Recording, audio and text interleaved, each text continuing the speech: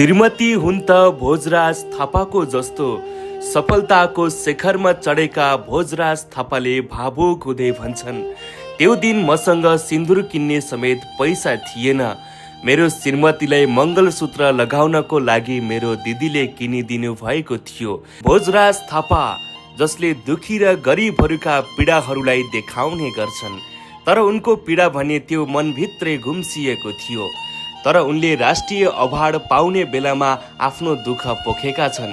उनले भनेका छन्, मैले विवाह गर्ने बेलामा मेरो श्रीमतीलाई सिन्दुर लगाइदिने समेत पैसा थिएन। मेरो श्रीमतीलाई मङ्गलसूत्र लगाइदिनको लागि मेरो दिदीले किनिदिनु भएको थियो। आज म जुन स्थानमा छु, जे छु, सबै मेरो श्रीमतीको कारणले भएको हो। उनी सामाजिक सञ्जालमा लेख्छन्, यो सम्मान र मायाप्रति म सधैँ आभारी छु। यो अवार्डले मलाई कामप्रति अझै जिम्मेवार बनाइरहेको छ। यो पल मेरा लागि अकल्पनीय र अविस्मरणीय रहनेछ। यो अवार्ड मेरा मातापिता लगायत मेरा समस्त दर्शकहरूप्रति, परिवारजनप्रति समर्पित गर्न चाहन्छु।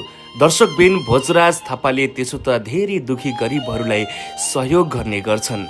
आज वास्तवमै उनको कथा सुन्दा धेरैको मन भावुक हुन सक्छ।